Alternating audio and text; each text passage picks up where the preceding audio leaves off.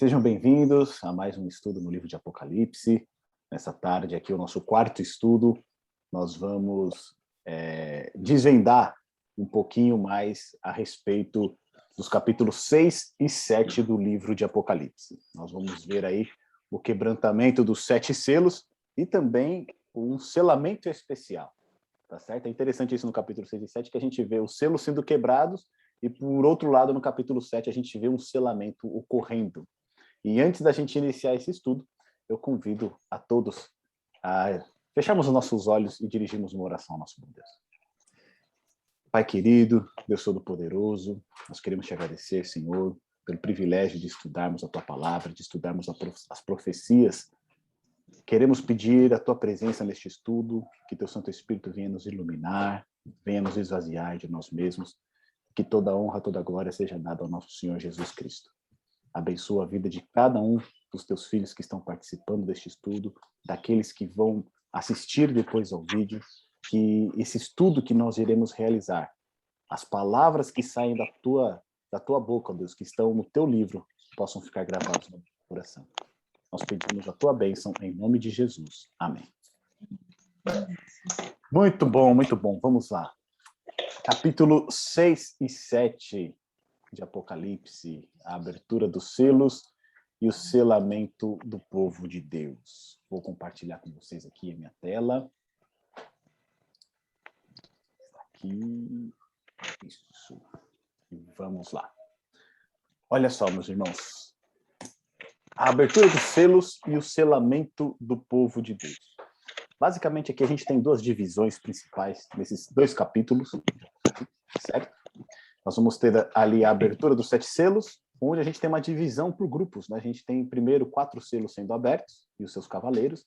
Depois a gente tem a abertura do 5º e 6º selo. Entre a abertura do 5º e 6º selo, a gente tem um capítulo que é um capítulo parentético, né? Um parênteses que é feito na abertura dos selos, e a gente tem o capítulo 7, com o selamento ali dos 144 mil, e depois a grande multidão. E após esse selamento, ocorre o quê? A abertura do 7º selo, tá bom? Então, até como estava comentando com a Cleo aqui, ela falou que foi tranquilo esse capítulo 6 e 7, e é realmente, depois que a gente constrói uma base de estudo, conforme a gente tem feito, fica a interpretação um pouquinho mais natural para a gente, né? Não fica algo tão difícil de se cumprir. E aí a gente talvez hoje esteja falando aqui de um dos assuntos, talvez, os mais aguardados no livro do Apocalipse. Né? Sempre quando a gente fala a respeito do livro de Apocalipse, a menção, a imagem que vem são dos 4 cavaleiros. Né? Os cavaleiros sanguinários, aqueles cavaleiros trazendo desordem, trazendo morte, trazendo sangue. Geralmente, esses 4 cavaleiros eles são pintados dessa maneira. E um ponto que é interessante é que muitos atribuem, né, essa vinda desses 4 cavaleiros a algo que está no futuro ainda, tá certo? Eles acreditam que esses 4 cavaleiros eles ainda vão vir, eles são ali precursores do anticristo que irá surgir, tá certo? E recentemente, esse ano, eu não sei quem teve o desprazer, né, de ver um vídeo desse irmão nosso aqui. Ele, não sei se ele é pastor numa igreja da Assembleia ou se ele é apenas um leigo lá, mas ele fez uma profecia que no dia 30 de março a morte estaria solta nas ruas. E haveria uma grande mortandade, não somente no Brasil, mas em todo o mundo. E aí ele disse que ele recebeu uma visão. Assim como o João, ele recebeu uma visão de Deus. E nessa visão que ele teve, ele viu o cavalo amarelo pelas ruas da cidade, ceifando diversas vidas. Né? Então, esse vídeo ele percorreu aí a internet, principalmente aí em grupos evangélicos, dizendo que no dia 29, dia 30 de março, era um dia de jejum, era um dia de oração, que as pessoas ali deveriam estar voltadas para Deus por conta disso que iria acontecer. E que não somente isso, mas que eles não deveriam sair de casa, deveriam permanecer nas suas casas, porque o cavalo amarelo, o cavalo da morte, ele estaria solto. Então, este é, infelizmente, né, um dos exemplos que a gente tem de quando a profecia ela não é compreendida à luz da Bíblia. Tá certo? Quando a gente não interpreta as profecias e não interpreta os símbolos que a gente encontra aqui no Apocalipse à luz da Bíblia. Isso abre margem para diversas interpretações, abre margem para diversas profetadas, que a gente costuma dizer, né, em que as pessoas acabam espalhando pânico, acabam aterrorizando algumas outras, e, por fim, né, acabam virando motivo de chacota. E não somente isso, mas eles trazem o opróbrio, né, para a causa de Deus. Né, porque aqueles que são incrédulos, aqueles que não creem, veem algo desse tipo. Todo esse alarme que é feito. E depois, quando passa o período, nada acontece, eles falam, olha lá, mais um crente louco aí querendo espalhar o terror, querendo espalhar, aí bagunçando, né, no geral. E acaba trazendo aí essa mácula aí para a obra que nós temos que realizar, tá certo? Então, nós não somos como este nosso amigo, tá certo? Nós não somos como eles, então nós queremos ouvir de vocês. Quais foram as descobertas que vocês tiveram aí no capítulo 6, no capítulo 7 e no capítulo 8, verso 1, tá certo? Durante a semana aí, a Carol já falou que durante a semana estudou, né, olhou ali os versos dos capítulos 6, 7 e 8, e eu queria que vocês partilhassem aí de algo que vocês acharam interessante nesse estudo que vocês fizeram nessa semana, alguma compreensão que vocês tiveram a mais, algo que chamou a atenção de vocês, para que a gente pudesse aqui agora fazer esse momento para dividir as nossas ideias, tá bom? Fiquem à vontade aí, podem abrir o microfone de vocês e partilhar o que vocês descobriram aí nesse estudo dessa semana, por favor.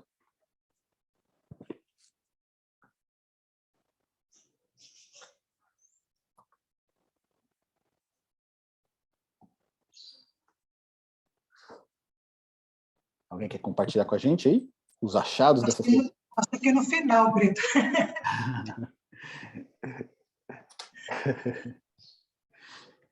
Eu estava fazendo paralelo com as 7 igrejas. Eu fiz o paralelo com as 7 igrejas.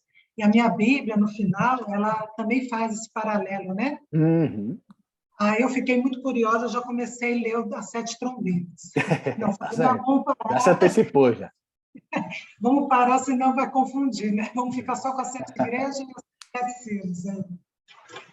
Muito Mas bom. assim, fica claro, sabe, aquela interpretação, aquelas chaves, né? São 8 chaves de interpretação.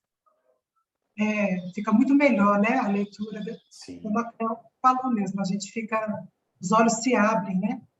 Exatamente. E principalmente, né, a gente vê que a gente está caminhando a gente está trilhando um caminho seguro, né, de interpretação. Sem fantasia, a gente não está aqui fantasiando, a gente não está aqui causando polêmica, não está trazendo algo, vamos dizer assim, fantástico demais, porque acho que o grande problema, às vezes, do estudo de profecia é a gente querer descobrir algo fantástico, né? Ou algo que nunca ninguém pensou, nunca ninguém viu isso, e trazer como se fosse uma novidade. Mas quando a gente tem essa direção a essas 8 chaves que nós estamos utilizando para fazer o estudo, a gente consegue interpretar em diversos níveis a profecia, né? Lógico que tem aquele nível mais profundo, mas mesmo se a gente ficar, de repente, por um nível mais superficial ali, a gente também consegue ter um entendimento daquilo, né? E é proveitoso para a gente também da mesma maneira. Isso é muito bom. Minha gente, então vamos avançar aqui, e aí no final a gente faz as nossas considerações, tá bom? Olha só.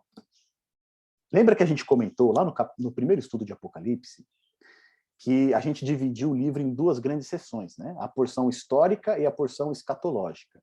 Então, a histórica é tudo aquilo que ficou para trás, e a escatológica é aquela que ainda está para se cumprir.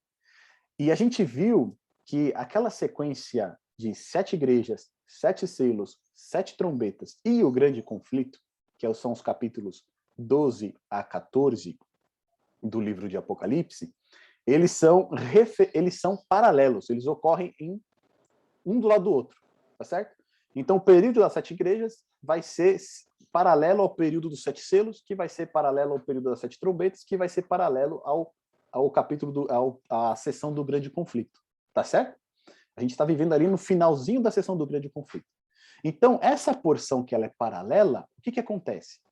Nós temos a informação das 7 igrejas, e depois vem os 7 selos complementando o que a gente viu nas 7 igrejas. Depois vai vir os 7 selos, né? E depois vem as 7 trombetas complementando aquilo que a gente já viu anteriormente. Então, ele vai ampliando, né, a mensagem que a gente viu nesse grupo anterior. E todos eles terminam o quê? com a volta de Jesus.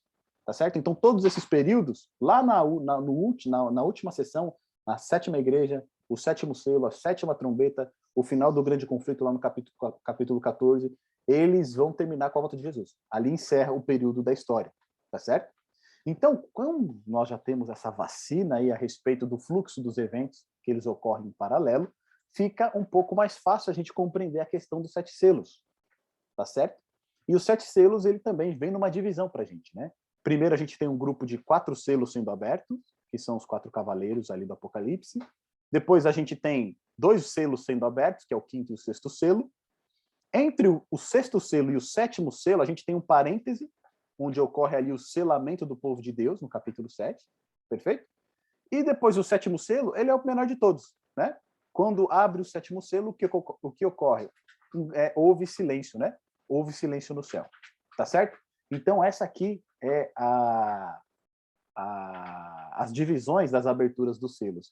E um ponto interessante que a gente viu no nosso último estudo é que o livro que está selado nas mãos de Jesus, esse livro, ele tem uma relação muito íntima, muito grande com o livro da aliança lá do Antigo Testamento, que era aquele livro, né, de Deuteronômio, que a gente falou aqui, em que o rei, quando ele se assentava no trono, ele recebia esse livro, tá certo? Para ele poder reinar. Então, ele era digno para se assentar no trono, quando ele também era digno para tomar o livro da aliança, ler o livro e compreender o livro. Então, a gente viu que o livro selado que Cristo retira, né, do lado direito do Pai, ali quando ele vai se assentar no trono, é muito semelhante a esse livro. Tá certo? E ali contém a história, né, o plano da salvação para toda a humanidade, para o povo de Deus, que ainda está selado e agora Cristo vai começar a quebrar estes selos. Portanto, se o conteúdo do livro tem relação diretamente da aliança entre Deus e o seu povo, isso nos leva a entender que os selos que são abertos, eles também estão relacionados com o povo de Deus. Tá certo? Então, estes selos que vão ser abertos, que selam um livro, que contém ali, né, a aliança entre Deus e o seu povo, estes selos também vão estar relacionados com o povo de Deus. É exatamente isso que a gente vai ver agora. Olha só.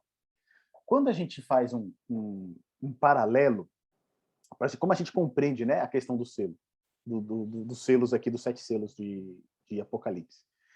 Quando a gente olha para os selos de Apocalipse e olha o sermão profético de Jesus em Mateus 24, Lucas 21 e Marcos 13, a gente vai ver diversos paralelos ali.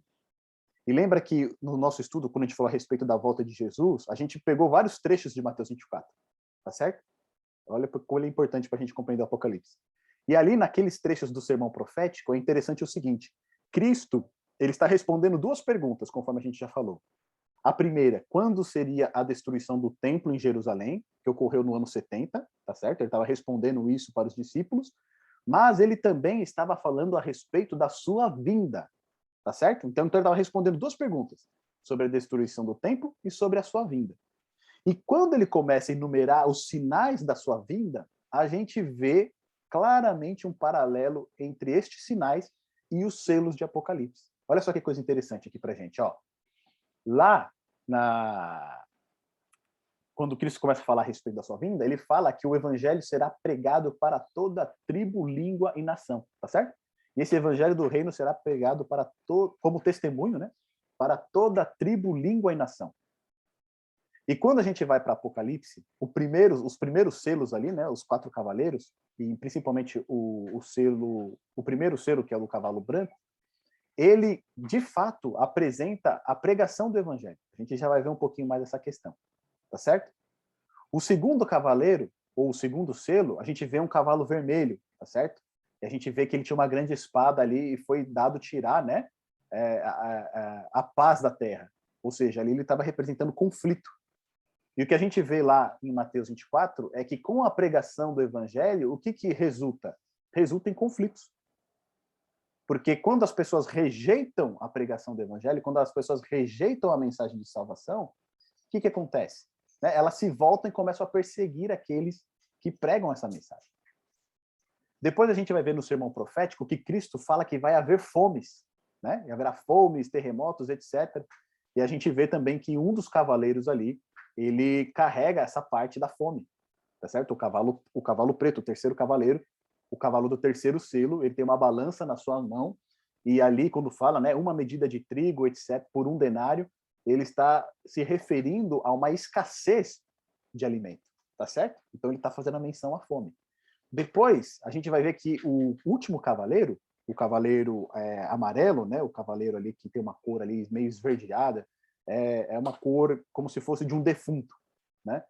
Essa cor ali desse cavaleiro representa essa cor de defunto, de morte. E é por isso que ele chama, né, morte, e o Hades vinha atrás dele ali. A gente vê que ele carrega a peste, tá certo? E Cristo fala também das pestes que elas iriam surgir antes da sua vinda, como um dos sinais da sua vinda. E ali fala também a respeito da perseguição que a gente viu que ocorre quando o quinto selo é aberto, tá certo? A gente vê os mártires clamando ali embaixo do altar, porque o quê? Tiveram seu sangue derramado, foram perseguidos, eles acabaram entregando as suas vidas. Depois, na abertura do sexto selo, a gente começa a ver sinais no céu, tá certo? Então, ocorre um grande tremor de terra, o sol fica escuro, não dá a sua luz, as estrelas caem do céu como figos, né? Caindo em tempo de tempestade. E esses sinais, Cristo também falou lá em Mateus, no capítulo 24. Justamente antes da sua vinda, o que ia acontecer? Esses sinais, eles iriam surgir.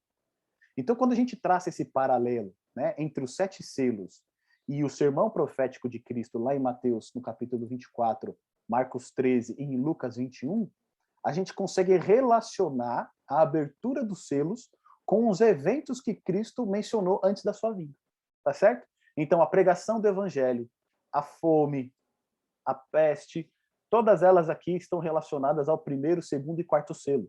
Inclusive a perseguição, né, que a gente vê lá, os grandes conflitos que eles ocorrem.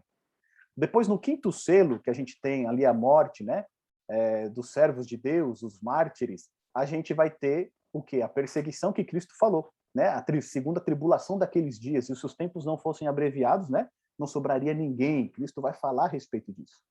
E por último, no sexto selo, também é dito a respeito dos sinais no céu, o lamento das pessoas ao verem Jesus, tá certo? Lá em Mateus 24. Quando as pessoas verem Cristo voltando no seu poder e grande glória, eles vão se lamentar diante disso.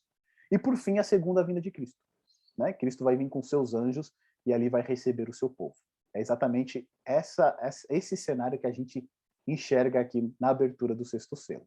Então agora vamos confirmar se realmente esses paralelos eles são reais, tá bom? Então olha só, na abertura dos 4 primeiros selos, que são os 4 cavaleiros, né? O cavalo branco, o cavalo vermelho, o cavalo preto e o cavalo amarelo, né? Que é meio esverdeado, é uma cor ali de defunto, representando a morte.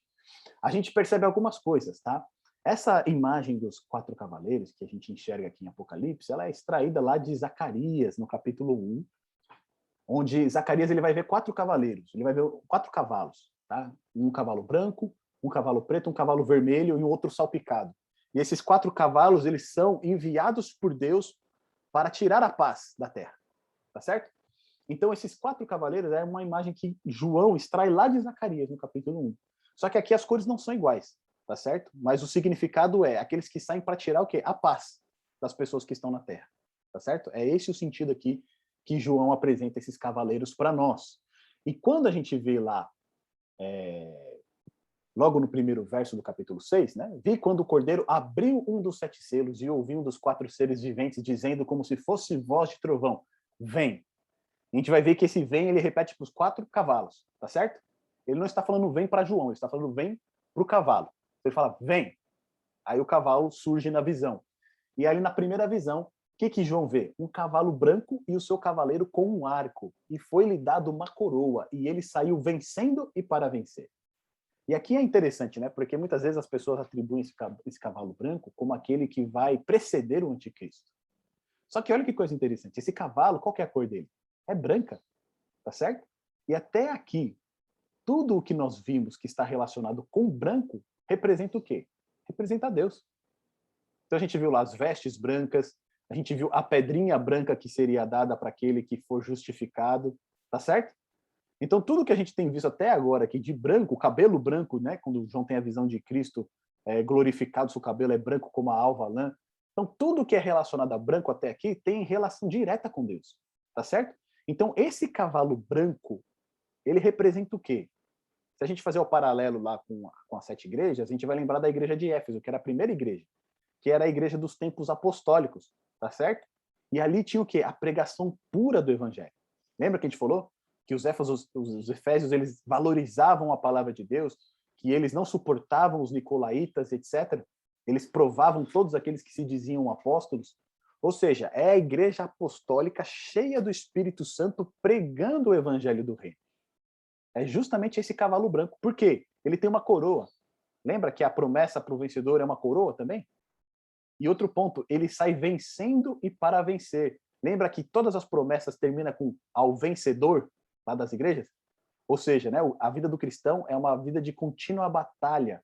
Mas em todas as batalhas ele é vencedor, ele vai vencendo dia após dia. Então esse cavalo branco aqui representa o período da igreja apostólica. O período em que a igreja pregava o puro evangelho do reino, e naquele tempo, Paulo mesmo vai dizer que todo mundo ouviu a respeito do evangelho, tá certo? No mundo conhecido daquela época. Portanto, o que a gente enxerga aqui é justamente a pregação do evangelho nos primeiros séculos, até o século I ali, onde a igreja ela era cheia do Espírito e pregava o evangelho na sua pureza, tá certo? E olha só que coisa interessante pra gente aqui, ó, que está aqui. Muitas vezes, né, Deus ele é representado como um cavaleiro que se assenta num cavalo. Então a gente tem algumas passagens aqui, por exemplo, Salmos 45, verso de 4 a 5, a gente tem a visão, né, de Deus assentado num cavalo e vencendo, empunhando também um arco, tá certo? Então essa imagem, por exemplo, a imagem de Isaías também, 41, verso 2, também traz essa imagem para a gente de Deus assentado no seu cavalo. Ali eu coloquei Hebreus, né? Mas não é Hebreus, é Abacuque, eu confundi aqui, é HC, Abacuque. Capítulo 3, verso 8 e 9 também tem essa visão de Deus se assentando num cavalo como um cavaleiro, né? Como um guerreiro e vencendo, tá certo? Então, esse primeiro cavalo representa o quê? A igreja apostólica representa a pregação do evangelho na sua pureza, na sua integridade. Quando é aberto o segundo selo, de novo, né? O segundo ser vivente diz, vem. E ali surge então o cavalo vermelho, e ao seu cavaleiro foi-lhe dado tirar a paz da terra, para que os homens se matassem uns aos outros, e também foi-lhe dada uma grande espada. Qual que é a consequência da pregação do evangelho do primeiro cavaleiro? Ou as pessoas vão aceitar essa mensagem, ou elas vão fazer o quê? Ou elas vão rejeitar. Tá certo? E com a rejeição da mensagem do evangelho, vem junto o quê? A perseguição. As pessoas já começam a perseguir, as pessoas já começam a te olhar diferente, tá certo? Isso acontece naturalmente com a gente quando a gente aceita o evangelho. Né? Se a gente não está num meio cristão ali, onde todas as pessoas partilham da mesma fé, as pessoas vão estranhar, as pessoas já vão começar a te olhar estranho. Ah, mas por que agora você não faz isso, você não faz aquilo, você não se veste assim, você não come desse jeito, você não bebe desse jeito? Então isso já começa a surgir naturalmente quando a gente não está no meio cristão. E o que a gente vê aqui evidenciado nesse segundo selo, né, esse cavalo vermelho aqui, é a perseguição que ocorre aos cristãos após a proclamação do evangelho. Tá certo? Lembra da segunda igreja, a igreja de Esmirna? Ali é a igreja, né, que era perseguida ali, que você fica até com pena deles, fala, meu Deus, né, que como eles estão sofrendo. É justamente esse período do cavalo vermelho. Pois ali Roma começou a perseguir os cristãos, né? Eles eram perseguidos tanto pelos judeus quanto pelos pagãos. E ali Roma a gente vai ver que depois ela começa a fazer uma perseguição sistemática aos cristãos. A gente falou quando a gente estudou a respeito da igreja de Esmirna que muitos ali eram considerados ateus, né? Porque eles acreditavam num Deus que não era visível, que não tinha nenhuma imagem, tá certo? Então eles eram acusados inclusive de serem ateus. E a gente vai ver que lá em Mateus no capítulo 10, esse é um ponto interessante para a gente. Eu gostaria que a gente abrisse a Bíblia lá em Mateus capítulo 10, no verso 34 e 35, o próprio Cristo vai falar a respeito dessa perseguição. Olha lá, Mateus capítulo 10, verso 34 e verso 35. Quem encontrar, por favor, pode abrir o microfone e ler para a gente, tá bom? Fique à vontade.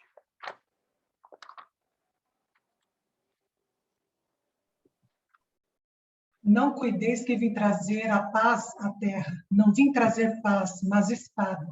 Porque eu vim por indissensão o homem contra seu pai, a filha contra sua mãe e a nora contra sua sogra. Olha só. E os inimigos do homem serão seus familiares. Isso, 36 aí.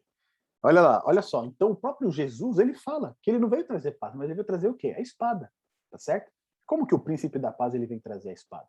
Simplesmente porque quando nós aceitamos a palavra de Deus, aceitamos a mensagem do evangelho, naturalmente é criada uma divisão, né? A Bíblia é clara em dizer para nós que o homem não tem prazer nas coisas de Deus. O homem natural não tem prazer nas coisas de Deus. Ele é alheio às coisas de Deus. E quando ele vê uma pessoa próxima se aproximando de Deus, o que ele faz? Ele fica com medo, ele fica com receio, ele tenta inibir, ele tenta proibir, né? E a gente vê isso se cumprindo justamente aqui, na questão da abertura do segundo selo. Quando ele é aberto, e ali começa o quê? Uma grande perseguição, tá bom? Então, olha só, vamos agora para a abertura do terceiro selo. E ali o ser vivente disse, vem, tá certo? Chamou ali o terceiro cavalo, e o cavalo preto saiu com uma balança na mão. E eu vi dos 4 seres viventes dizendo, 1 medida de trigo por 1 denário, e 3 medidas de cevada por 1 denário, e não danifiqueis o azeite e o vinho. O que ele está querendo dizer com isso aqui? Vamos lá, tudo isso aqui se trata de consequências àquele primeiro cavalo lá, o cavalo branco. Então o cavalo branco sai para pregar o evangelho, muitos vão aceitar, a maioria vai rejeitar essa mensagem e vai começar a perseguir aqueles que aceitaram, tá certo? O cavalo vermelho. Agora, no cavalo preto, o que significa esse cavalo preto aqui pra gente? Ele tem o quê? Uma balança na mão. E quando a gente vai para a Bíblia, a gente começa a perceber o seguinte, que quando existe falta de comida, escassez de comida, existe fome, a Bíblia vai falar que você vai comer por medida, tá certo? Você vai passar a comer por medida. Então você fala assim, eu vou querer 100 gramas aqui de farinha de trigo. Por quê? Porque você não pode comprar um saco inteiro. Então você vai começar a comer por medidas. Isso significa o quê? Escassez, fome. Vamos confirmar isso? Olha lá, Levítico 26, verso 26. Vamos dar uma olhada, vamos deixar que a Bíblia interprete ela própria, tá? Levítico 26, verso 26. Vai lá para Levítico, o terceiro livro da Bíblia. No capítulo 26, no verso 26, a gente vai ver que um dos pontos que Deus apresenta para o seu povo, quando ele é infiel, quando ele é desobediente, é justamente essa fome, né? Essa escassez que é apresentada. Quem encontrou, por favor, pode ler para a gente, fica à vontade.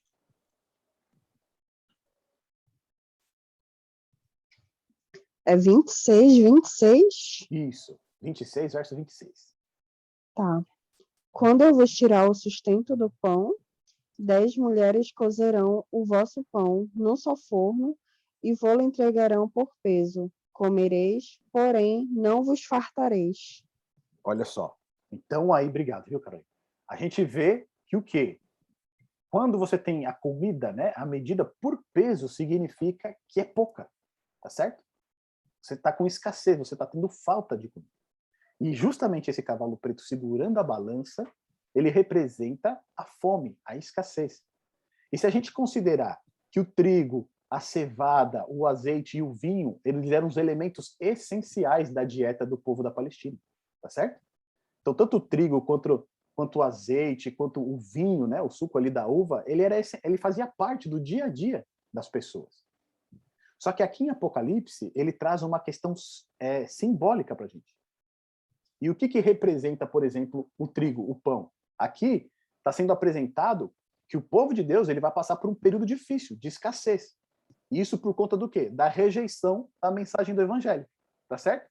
Quando eles rejeitam a mensagem do evangelho, o povo passa a ser perseguido, mas também aqueles que rejeitaram a mensagem ou aqueles que permanecem na desobediência, eles começam a passar por uma escassez.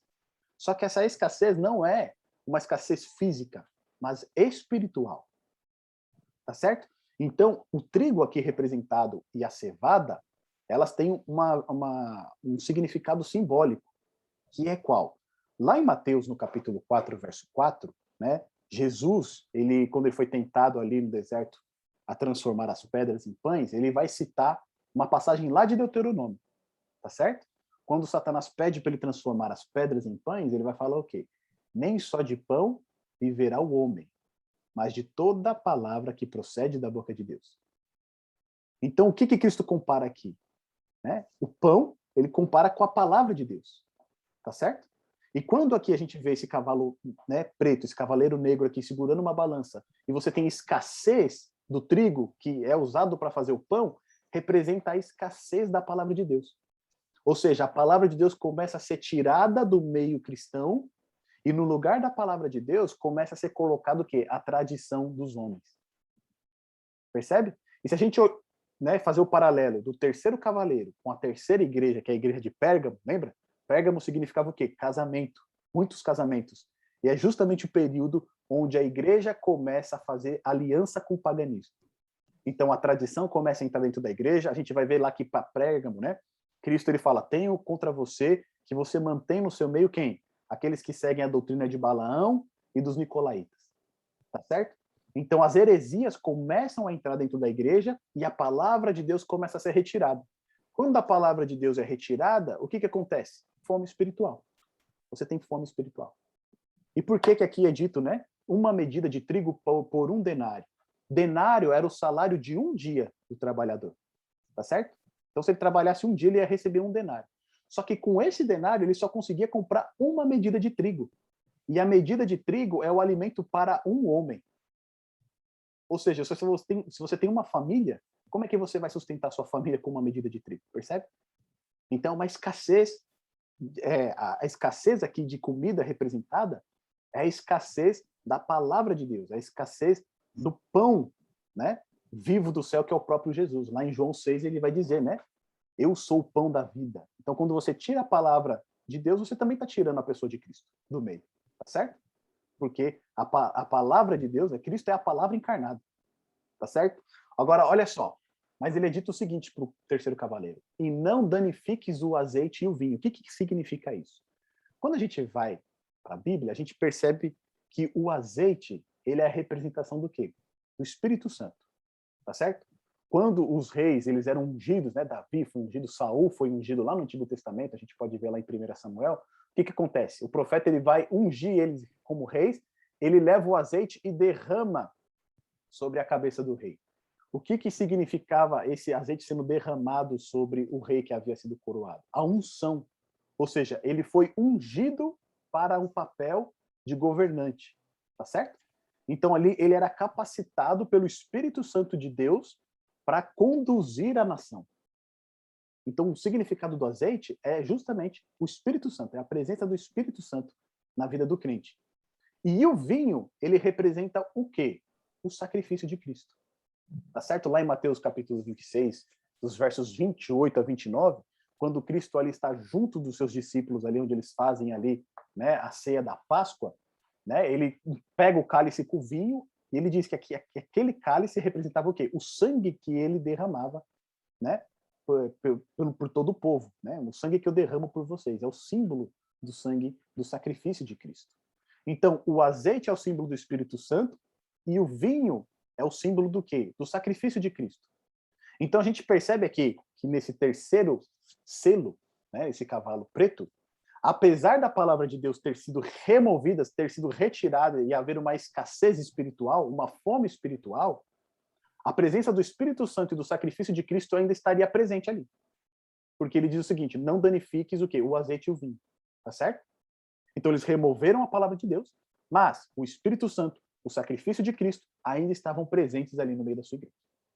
Quando a gente vai para o quarto cavaleiro, e aí vem, né? O servente diz, vem. E aí vem o quarto cavalo, o cavalo amarelo, e o seu cavaleiro se chamava Morte, e o inferno estava seguindo. E foi-lhe dada autoridade sobre a quarta parte da terra para matar a espada pela fome, com a mortandade e por meio das feras da terra. E aqui entra um ponto muito interessante para a gente. A gente vê, então, que o cavalo preto é um declínio, né? A gente começa lá com o cavalo branco, vitorioso, pregação do evangelho puro. Depois, com a pregação do evangelho puro, vem o cavalo vermelho, que é o quê? Perseguição. As pessoas que rejeitam a mensagem do evangelho passam agora a perseguir aqueles que aceitam essa mensagem. Depois da perseguição, vem o terceiro estágio. Qual que é o terceiro estágio? Fome.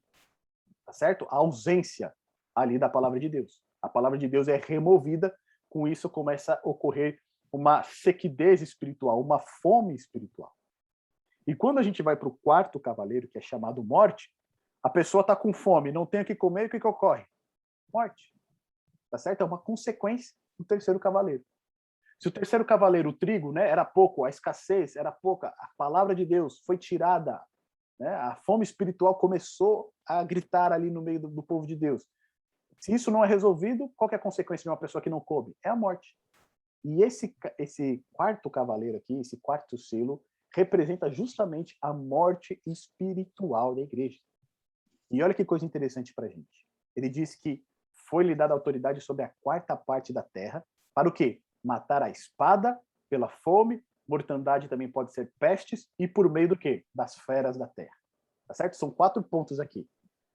Espada, fome, peste e feras da terra. Quando a gente vai lá no Antigo Testamento, lá em Deuteronômio, vamos em Levítico, Levítico 26, a gente já estava lá em Levítico, né? Vamos aproveitar que a gente está em Levítico ainda, e vamos ler os versos de 21, é isso? 21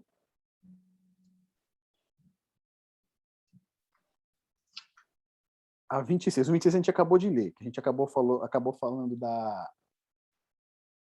da comida por medida, né? Não vamos em Levítico, vamos em Deuteronômio, olha só. Deuteronômio, pode ir um pouquinho para frente, capítulo 32. Você vai passar números. O próximo livro é Deuteronômio, capítulo 32, verso 41 ao verso 43. Deuteronômio 32, verso 41 ao verso 43.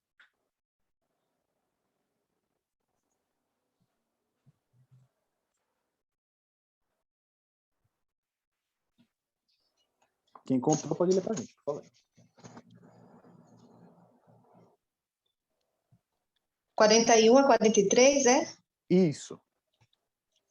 Se eu afiar a minha espada reluzente e a minha mão exercitar o juízo, tomarei vingança contra os meus adversários e retribuirei aos que me odeiam. Embriagarei as minhas setas de sangue, a minha espada comerá carne do sangue dos mortos e dos prisioneiros das cabeças cabeludas do inimigo. Louvai, ó nações, ó povos, porque o Senhor vingará o sangue dos seus servos, tomará vingança dos seus adversários e fará expiação pela terra do seu povo. Então aqui a gente vê a vingança de Deus, tá certo? Contra aqueles que são inimigos do seu povo. E aqui a gente vê uma linguagem que já é utilizada em Apocalipse, né? Vou tirar minha espada, e ali vou afiar a minha espada, e ali vou lançar ela contra os meus inimigos. E agora, olha só o que está escrito lá em Ezequiel, no capítulo 14, que eu acredito que esse aqui vai ficar ainda mais claro para a gente, essa linguagem que o João está utilizando no quarto selo, no quarto cavaleiro. Olha só, Ezequiel capítulo 14, no verso 21. Quem encontrar, por favor, pode ler, tá? Ezequiel 14, verso 21.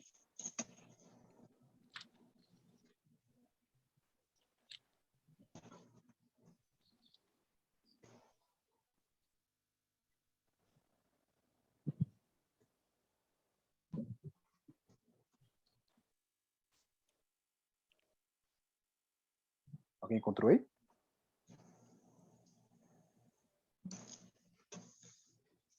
Ainda que estivesse no meio dela estes 3 homens, Noé, Daniel e Jó, eles, pela sua justiça, livrariam apenas as suas almas, diz o Senhor Deus. Se eu fizer passar pela terra as feras selvagens, e elas desfilharem de modo que fiquem desoladas, e ninguém possa passar por ela por causa das feras, e esses 3 homens estivessem no meio dela, vivo eu, diz o Senhor Deus, que nem a filha nem a filha as livrariam. Eles só ficariam livres, e a terra seria assolada. Ou se eu trouxer a espada sobre aquela terra e disser, espada, passa pela terra, e eu cortar dela homens e animais, ainda que aqueles 3 homens estivessem nela, vivo eu, diz o Senhor Deus, que nem filhos nem filhas livrariam, mas somente eles ficariam livres. Ou se eu enviar a peste sobre aquela terra, derramar o meu furor sobre ela com sangue, para cortar dela homens e animais, ainda que Noé, Daniel e Jó estivessem bem perto. Vivo eu, diz o Senhor, nem um filho, nem uma filha dele livraria, mas somente eles livrariam suas próprias almas pela sua justiça. Porque assim diz o Senhor Deus, quanto mais se eu enviar os meus 4 maus juízos, a espada e as feras e as pestes contra Jerusalém, para cortar dela homens e feras. Isso. Então, olha só, aqui é apresentado os 4 juízos de Deus contra o seu próprio povo, no caso, né? Então, o que ele faz? Quando o povo é desobediente, uma das maneiras de Deus castigar o seu povo é o quê? Ele envia a espada, ele envia as feras selvagens, ele envia a fome e envia o quê? As feras da terra, essas pestes, né? Então a gente percebe que esses 4 castigos, vamos dizer assim, né? A espada, a fome, a peste, as feras da terra, era algo que Deus utilizava para enviar ao seu povo quando o seu povo estava em desobediência. E o grande propósito de Deus fazer isso era o quê? Atrair eles de volta para ele. Tá certo? Então, quando o povo estava num caminho de desobediência a Deus, o que ele fazia? Ele tirava a sua proteção. E quando ele tirava a sua proteção, aí vinha a espada, fome, pestes e as feras da terra. Percebe que até as feras da terra, elas são um meio, né, que atingia ali o povo de Deus. E tudo isso Deus permitia para que eles o quê? Se arrependessem e se voltassem para ele. Então o que a gente está vendo aqui nesse 4º selo, o 4º cavaleiro, o cavaleiro que é chamado morte, o cavalo amarelo, é Deus tentando trazer o seu povo de volta para ele. Porque o povo lá no 3º cavaleiro, no 3º selo, remove a palavra de Deus, tá certo? Começa a entrar em apostasia e o destino deles é a morte. Então, a esse 4º cavaleiro, o que é permitido? Né? Sobre a 4ª parte da terra. Né? Então, ali é determinado uma medida para ele, né? De autoridade, a 4ª parte, que ele pudesse matar a espada, fome, peste e pelas feras. Ou seja, quando a gente vê essa sequência, a gente já lembra, lá do Antigo Testamento, que Deus permitia que essas coisas acontecessem quando o povo estava em desobediência a ele. O que a gente vê aqui é a igreja de Deus se afastando dos seus princípios e entrando diretamente em rebelião contra ele. Tá certo? Então, e aqui na igreja de Tiatira, que é a 4ª igreja, né? Exato. Ele fala exatamente isso, né? Eu lhe dei um tempo para se converter, para se arrepender da sua prostituição, porque eles toleram Jezabel, né? Eles toleram a idolatria. E aí diz que ele coloca aqui, ó, dei os meus juízos para que se arrependessem, né? Se não se arrependerem, matarei seus filhos, e todas as igrejas conhecerão que eu sou aquele que sonda as mentes e os corações, cada um segundo as suas obras. Olha só. E aí depois ele fala, ao restante, né, aos demais de Tiatira, aos demais dessa igreja, eu não vou impor nada, apenas que eles perseverem, né, na doutrina, apenas que eles, não vou pôr outra carga sobre eles, apenas que eles permaneçam fiéis. Olha que coisa fantástica. Então a gente vê que, de fato, né, seguindo os paralelos que nós vimos até aqui, eles estão em harmonia, tá certo? Então, os 4 primeiros selos totalmente em harmonia com as 4 primeiras igrejas que nós vimos lá. E seguindo aquela ideia das igrejas, lembra que quando a gente colocou, né, o comparativo de uma igreja do lado da outra, a gente percebeu o quê? Um declínio, tá certo? O espiritual acontecendo. Quando a gente olha aqui em relação aos 4 cavaleiros, a gente percebe esse mesmo declínio. Ele começa branco, tá certo? Sai para vencer, mas depois ocorre o quê? Perseguição, depois a ausência da palavra de Deus e, por último, a morte espiritual. Ou seja, a igreja, o povo de Deus, ele está em quê? Em declínio espiritual. Tá certo? A gente consegue observar isso nessa visão dos 4 cavaleiros que são apresentados aqui para a gente em Apocalipse, capítulo 6. Agora, olha só. 5º e 6º selo, tá certo? Vamos ver aqui a abertura destes 2 selos aqui. Quando ele abriu o 5º selo, João tem a visão do quê? Debaixo do altar as almas daqueles que tinham sido mortos por causa da palavra de Deus e por causa do testemunho que sustentavam. Então aqui João está vendo os mártires, tá certo? E esses mártires, eles vão clamar a Deus, dizendo: até quando, ó Senhor, até quando, soberano, santo e verdadeiro, não julgas nem vinga o nosso sangue dos que habitam sobre a terra? Então a eles é dado o quê? Uma vestidura branca e dito para que eles repousassem, até que se completassem também o número dos seus conservos, aqueles que seriam mortos igualmente eles foram. Tá bom? Então esse quinto selo aqui, né, parece uma imagem, quando a gente olha de uma maneira literal, que realmente existem almas, né, debaixo do altar ali clamando a Deus, pedindo para que ele julgue a causa deles. Só que como a gente sabe que o livro de Apocalipse ele é um livro simbólico, tá certo? E não literal, a gente precisa entender o significado aqui dessas almas debaixo do altar. Lembra que quando a gente, no estudo anterior, no capítulo 4 e 5, a gente tem a visão do trono de Deus, a gente viu que antes de cada uma das sessões, tem uma cena introdutória no santuário celestial. Lembra que a gente viu isso? E aqui traz um ponto interessante para a gente, que diz o seguinte, olha só, que essas almas que tinham sido mortas, tá bom? Elas estão o quê? Debaixo do altar.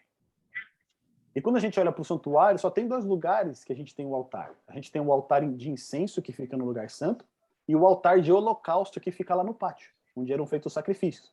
Tá certo? Então, essa figura de almas como tendo sido mortas debaixo do altar, estão representando o quê? Uma visão de que o sacrifício que elas fizeram foi feito lá no altar de holocausto. E isso vem uma imagem lá de Levítico, acho que no capítulo 4, Levítico capítulo 4, verso 7, onde em um dos sacrifícios, o sacerdote ele precisava pegar o sangue do sacrifício, da oferta, e derramar no altar. Tá certo? Então aquele sacrifício que era feito dependendo do sacrifício, ele tomava aquele sangue e derramava ali no altar de holocausto. Então essa figura dos mártires é justamente o quê? De pessoas que se sacrificaram por conta da mensagem do evangelho. Pessoas que foram perseguidas, que foram mortas, derramaram seu sangue por defender a causa de Cristo, por permanecerem fiéis a Cristo. E essa ideia que diz, né? Até quando, ó soberano Senhor, santo e verdadeiro, não julgas nem vingas o nosso sangue dos que habitam sobre a terra, ela também faz menção lá no Antigo Testamento. Por exemplo, lá em Abacuque, no capítulo 1, verso 2, a gente não vai lá para Abacuque, que é um livrinho chatinho de encontrar, né? Mas eu vou citar aqui pra gente aqui. Lá em Abacuque, no capítulo 1, verso 2, o profeta ele faz a mesma coisa. Ele faz a mesma pergunta. Tá certo? Diante da indignação que ele vê o povo de Deus sofrendo, né? Ele está vendo o povo sendo oprimido, o povo sofrendo. Ele pergunta para Deus: Deus, até quando? Né? Até quando o Senhor vai fazer com que eu contemple essa opressão? Até quando o Senhor vai fazer que eu contemple essa impureza? Então, lá em Abacuque, capítulo 1, verso 2, o próprio profeta ele faz essa menção. Ele diz: até quando? Tá certo? Esse é um eco lá de Abacuque. E quando a gente vê aqui que as almas, né, dos que estão debaixo do altar, eles estão clamando, né, elas estão clamando, isso faz uma alusão para a gente lá a Gênesis capítulo 4, verso 2. Lembra quando Caim mata Abel? Vamos dar uma olhada lá em Gênesis capítulo 4, verso 2? Gênesis capítulo 4, verso 2. Olha o que está escrito lá. Quem encontrou, por favor, pode ler para a gente, tá? Pode abrir o microfone e ficar à vontade para ler. Depois deu à luz a Abel, seu irmão. Abel foi pastor de ovelhas e Caim lavrador. É 4:10. Desculpa. Verso 10 diz. Isso. E disse Deus: que fizestes? A voz do sangue de teu irmão o clama da terra a mim. Então, aqui a gente vê que após, né, a morte de Abel, Deus vai ali conversar com Caim e ele fala: o que fizeste? A voz do sangue do teu irmão clama-me. Ou seja, ali, né, o sangue está clamando, mas o sangue não pode clamar. Então é uma linguagem simbólica que Deus está utilizando para falar a respeito do ato criminoso que Caim havia praticado. Da mesma maneira aqui, quando a gente vê, né, que essas almas que estão debaixo do altar, elas clamam em grande voz, é a mesma ideia que a gente encontra lá em Gênesis capítulo 4. Tá certo? Ou seja, todos aqueles que foram mortos, perseguidos, quando haverá justiça para eles? Né? O sangue que eles derramaram, quando que haverá justiça para eles? E aí lá no verso 11 a gente vê o seguinte: então a cada um deles foi dado o quê? uma vestidura branca, eles dissessem que repousasse ainda por pouco, até que também se completasse o número dos seus conservos e seus irmãos que iam ser mortos, como igualmente eles foram. Aqui a ideia que traz para a gente é que estes, né, quando que eles seriam justificados, né? Quando que eles seriam, vamos dizer assim, ter a justiça, né, por conta da morte que eles tiveram, né? E olha o que a gente vê lá. O que é dado para eles? Uma vestidura branca, tá certo? E essa vestidura branca a gente viu lá em Apocalipse 3, no verso 4 e 5, que é o quê? É a justiça de Cristo, né? Ao vencedor, ele será o quê? Ele receberá vestiduras brancas, ele andará junto comigo. Então, de novo, né? Sempre quando a gente vê a questão da alusão do branco, é o quê? Está relacionado a Deus. O que está sendo dito aqui para essas almas debaixo do altar, ou seja, é que a salvação deles está guardada, tá certo? A retribuição, porque eles permaneceram fiéis até o fim, está reservada, está guardada para eles. Eles são vencedores. Mas antes deles receberem o galardão deles, eles precisam esperar o quê? Que se completem o número dos seus conservos. Só que a ideia que está trazendo aqui, muitas vezes parece para a gente que tem que esperar um certo número de pessoas morrerem, né, para eles receberem o seu galardão. Mas a ideia não é essa. A ideia é esperar que até que todo o povo de Deus seja completo, assim como eles foram completos até a morte. Tá certo? Então, quando todo o povo de Deus estiver completo, então todos vão receber juntos ali o seu galardão. E as vestiduras brancas, que significa a justiça de Cristo, já está guardada para estes mártires. Tá bom? Quando a gente olha no nosso período profético, né, fazendo um paralelo lá com as 7 igrejas, a gente vê que essa é a igreja de Sardes, e é justamente a igreja ali da idade medieval, tá certo? A igreja que depois vai dar origem ali à reforma protestante, e naquele período da Idade Média, a gente sabe também pelo estudo de Daniel, que foi o período do qual? Da supremacia papal, lembra? Que o Papa mandava e desmandava na Europa, ele mandava prender, mandava soltar, ele colocava reis, tirava reis, tomando, né, ali buscando tomar o lugar de Deus. Tá certo? Que a gente viu lá em Daniel também que quem coloca os reis e remove os reis era quem? Era o próprio Deus. Né? E aí o Papa começa também a agir dessa maneira. Então, nesse período, todos aqueles que não estavam em conformidade com, né, as tradições da igreja, eles eram perseguidos. Eles eram mortos. Né? A gente tem John Hus, tem Zwinglio, Jerônimo de Praga, né? Todos esses sofrendo perseguições da igreja e muitos deles sendo queimados em fogueiras e tudo mais. Tá certo? Então, esse período aí a gente consegue ver o período das cruzadas, o período da Inquisição, em que muitas pessoas foram mortas, e ali por isso que tem esse clamor debaixo do altar. Em resposta a esse clamor dessas almas que estão debaixo do altar, né? Até quando, Senhor, vão durar essas coisas? A gente tem a abertura do 6º selo, tá certo? Então, a abertura do 6º selo, ela vem como uma resposta ao clamor do 5º selo. E olha só que interessante. Quando é aberto o 6º selo, o cordeiro abre o 6º selo, sobreveio um grande terremoto. O sol se tornou negro como saco de crina e a lua toda como sangue. Lembra? Lá do sermão profético, Mateus 24, onde Cristo fala desses eventos também. E aí no verso 13 ele diz, as estrelas do céu caíram pela terra como a figueira quando abalada por vento forte deixa cair os seus figos verdes. E o céu recolheu-se como um pergaminho quando se enrola, então todos os montes e ilhas foram removidos do seu lugar. Os reis da terra, os grandes, os comandantes, os ricos, os poderosos e todo escravo e todo livre se esconderam nas cavernas e nos penhascos dos montes. E disseram aos montes e aos rochedos, cai sobre nós e escondei-nos da face daquele que se assenta no trono e da ira do cordeiro. Porque chegou o grande dia da ira deles, e quem é que pode suster-se? Então, esse 6º selo aqui, ele narra sinais que o próprio Cristo disse que iriam ocorrer antes do quê? Da sua vinda. Tá certo? E ele vem como uma resposta ao clamor ali das almas do 5º selo.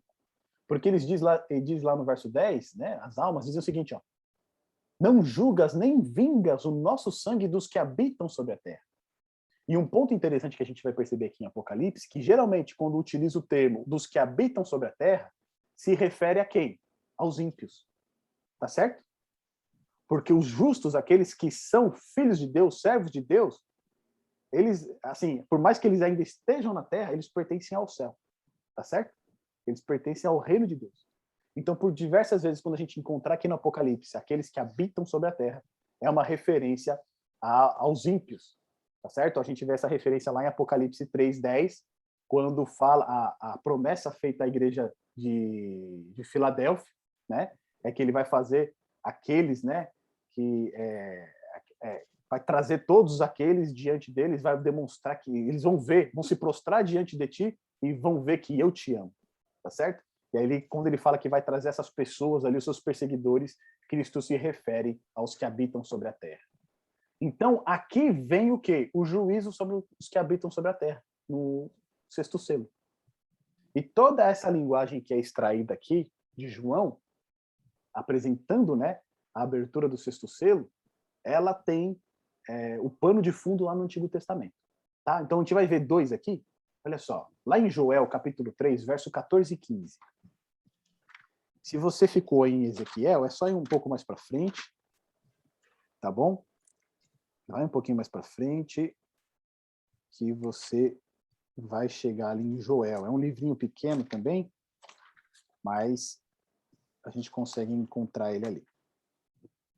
Joel, capítulo 3, verso 14 e 15. Quem tiver encontrado aí, por favor, pode ler para a gente.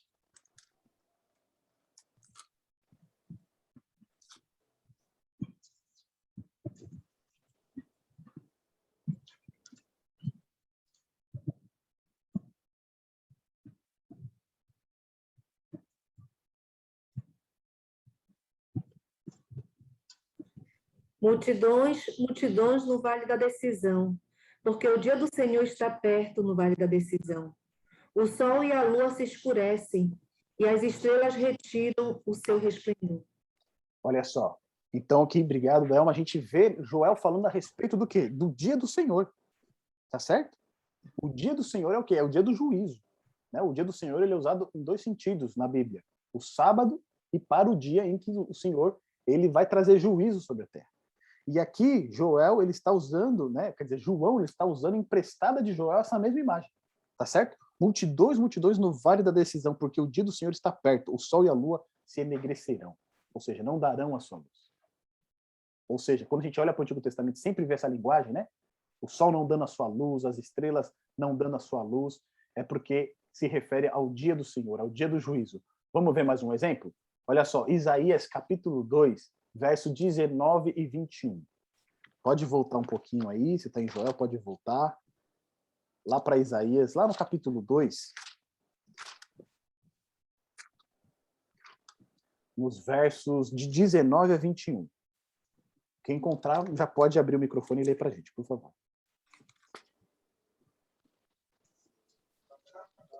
Então os homens se meterão nas cavernas das rochas e nos buracos da terra, ante o terror do Senhor e a glória da sua majestade, quando ele se levantar para espantar a terra.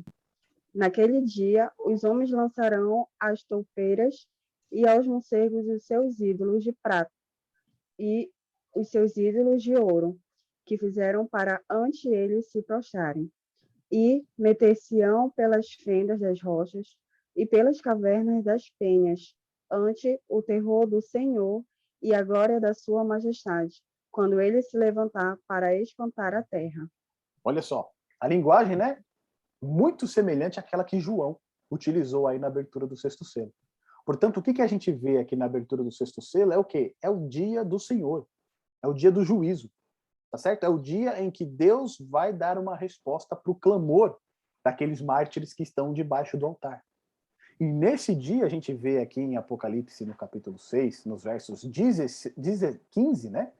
E 16, que diz o seguinte, ó: os reis da terra, os grandes, os comandantes, os ricos, os poderosos e todo escravo e todo livre, ou seja, todas as pessoas elas vão estar envolvidas nesse processo de juízo.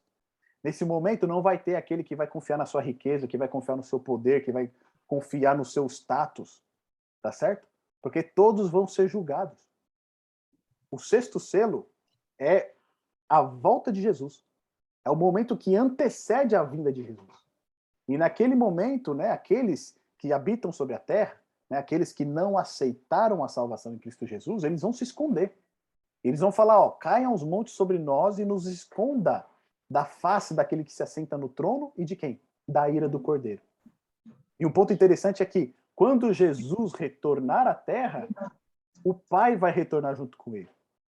Porque percebe que eles querem se esconder das faces daquele que se assenta no trono, a gente já viu que essa é uma menção ao Pai, e também de quem? Do Cordeiro. Tá certo? Então, o Pai vai acompanhar o Filho na sua vinda. E aí entra uma coisa interessante pra gente, né? A gente ainda tem dúvida, será que a gente vai ver o rosto do Pai, né? Será que quando a gente estiver no céu a gente vai ver o rosto do Pai, a gente vai conhecer Deus? Tem pessoas que têm essa dúvida ainda. Mas olha o que está dito aqui. Ele vai vir com o próprio Filho recolher aqueles que o servem. Tá certo? Aqueles que são fiéis a ele. Então essa é uma coisa maravilhosa, a qual nós devemos desejar e ansiar por este momento. E aí é feita uma pergunta aqui no final do capítulo, que diz o seguinte: porque chegou o grande dia da ira deles, e quem é que pode suster-se? Tá certo? Quem é que pode ficar de pé nesse dia? Quem é que não precisa se esconder da face daquele que se assenta no trono e da ira do Cordeiro? A resposta está no capítulo 7. Só que antes da gente ver a resposta no capítulo 7, olha só. Quando a gente compara esses grandes sinais que foram mencionados aqui no capítulo 6, é dito para a gente lá no verso 12, né, um grande terremoto.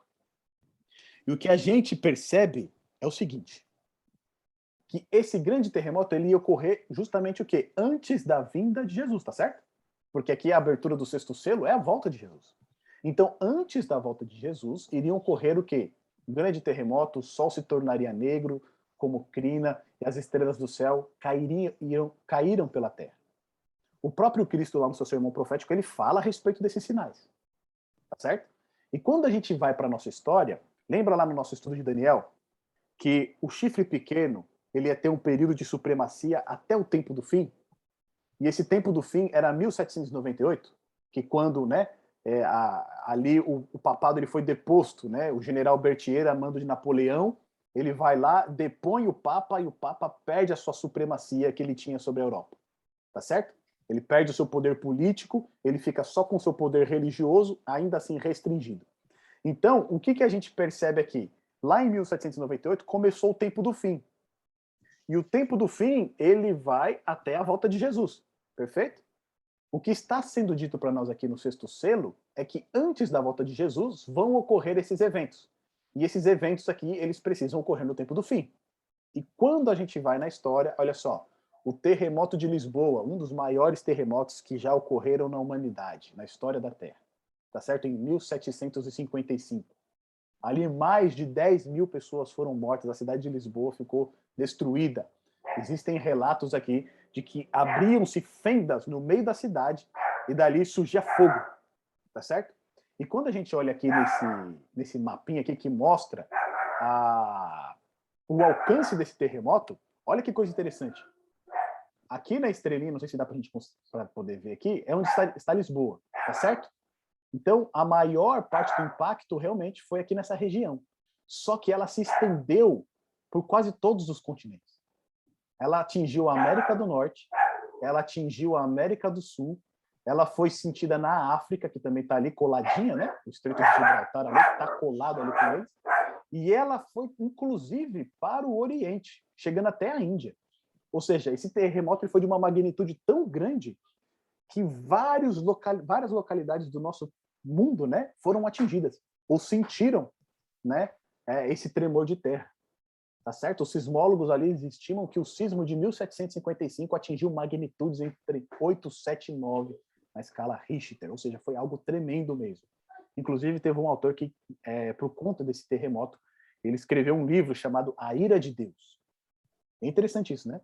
Porque eles começam a associar essas coisas com algo realmente divino que estava acontecendo. E esse terremoto ocorre em 1755, ou seja, bem perto do tempo do fim, que começou em 1798. Ou seja, os sinais já começavam o quê? Despontar, tá certo? Um outro ponto interessante é que lá em Lisboa você tinha um quartel-general da Inquisição. Tá? Um dos quartéis generais da Inquisição ficava lá em Lisboa, localizado lá em Lisboa, e ele foi destruído por conta desse terremoto.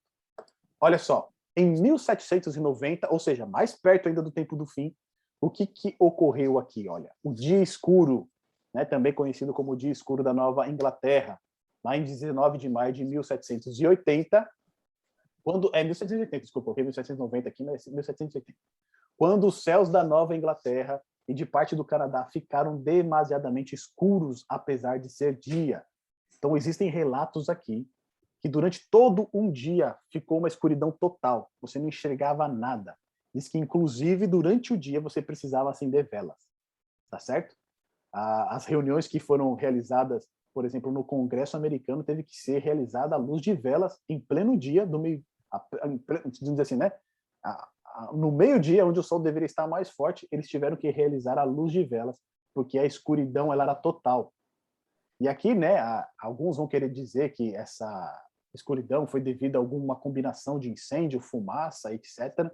Só que o que a gente observa pelos relatos históricos desse período é que as trevas que ocuparam ali essa região era tão forte que alguns costumavam dizer que elas poderiam até ser sentidas, tá certo? Então existia algo realmente sobrenatural ocorrendo ali, não era algo simplesmente de cunho natural. A escuridão foi tamanha que foi necessário usar velas durante o dia e o fenômeno não dispersou até a metade da noite seguinte. Ou seja, mais de um dia eles ficaram nessa escuridão total, algo que foi inexplicável naquela época. Então, alguns religiosos começaram a se atentar para esses sinais, tá certo? E começaram a ser despertados para que os cumprimentos das profecias bíblicas estavam realmente acontecendo. Em 1833, nós tivemos ali a chuva das estrelas leônidas, tá? Essas estrelas leônidas, elas são estrelas cadentes, tá? Muito comuns, né, no hemisfério norte. Só que nesse ano de 1833 foi algo fantástico, tá? Diz que ali você teve mais de 100 mil estrelas caindo durante uma hora. Então, sim, às vezes aqui, né, a gente ainda até, acho que uma vez ou outra a gente consegue ver uma, se você vai para o interior, que você não tem tanta poluição, você consegue ver duas, três, alguma coisa assim. Mas aqui você tinha mais de 100 mil estrelas, mais de 100 mil meteoros caindo por hora, tá certo? Então, era realmente algo fantástico. Diz aqui que o céu, né, ele ficou todo iluminado nesse período, tá certo? Mesmo de noite, ao contrário da escuridão, o céu ele ficou todo iluminado, mesmo de noite você conseguia 3 horas da manhã sair na sua casa e ver o céu todo iluminado. Então, todos esses eventos que a gente olhou aqui na abertura do sexto selo, eles já tiveram o seu cumprimento. E o cumprimento deles ocorre justamente perto do tempo do fim. Tá certo? E quando a gente vai para o sétimo selo, olha lá, o que é dito. Quando o Cordeiro abriu o sétimo selo, houve o quê? Silêncio no céu por cerca do quê? De meia hora. E quando a gente vê esse silêncio no céu, se a gente contrastar lá com o Apocalipse capítulo 5 e capítulo 4, a gente vê o quê? O céu ele está adorando a Deus o tempo inteiro. Tá certo? Os louvores a Deus ali são entoados a todo momento. Quando a gente contrasta aqui com Apocalipse capítulo 8, verso 1, com o silêncio, isso prefigura o quê? Ou que o céu está vazio, tá certo? Ou que algo solene está acontecendo. E quando a gente compreende que a abertura do sétimo selo é após a vinda de Jesus, porque a volta de Jesus ocorre o quê? No sexto selo, tá certo? Então, ocorre a vinda do Senhor Jesus e no sétimo selo, então, que é após a sua vinda, ele é aberto. Então, muitos estudiosos, eles relatam que esse silêncio de meia hora que ocorre no céu, na abertura do sétimo selo, é porque neste momento vai começar o juízo, tá certo? Que juízo, né? A gente viu que nesse momento já existe um juízo no céu. Mas após a vinda do Senhor Jesus, a gente vai ter aquilo que a gente chama de juízo comprobatório, né? Ou juízo que nós iremos, junto com Cristo, né, examinar os livros ali e ver realmente como que foi que Cristo julgou, né, cada caso para salvação e para perdição. A gente vai ver isso um pouquinho mais adiante lá em Apocalipse, no capítulo 21, 20 e 21, quando forem abertos os livros e ali os casos forem julgados. Tá certo? Então, esse silêncio indica o quê? Que vai começar o juízo. Tá certo? Agora ali, todo caso que foi julgado vai ser analisado. Né? Paulo vai falar que nós mesmos vamos julgar, né? vamos julgar os anjos, etc., aqueles anjos que se rebelaram contra Deus. Então, esse silêncio significa, para muitos, o início desse juízo que ocorre no céu. Tá bom? Agora vimos aqui até aqui os 7 selos e vamos para a última parte, que a gente vai tratar aqui, a questão do selamento. Nesse estudo que a gente fez no capítulo 6, a gente conseguiu observar também algo que a gente já tinha observado lá nas 7 igrejas, que era o quê? Uma ideia, né, de proximidade dos eventos. Então, por exemplo, lá para os primeiros selos é dito vem, tá certo? Quando chega o 5º selo, é feita a pergunta, até quando? Quando é aberto o 7º selo, é dito o quê?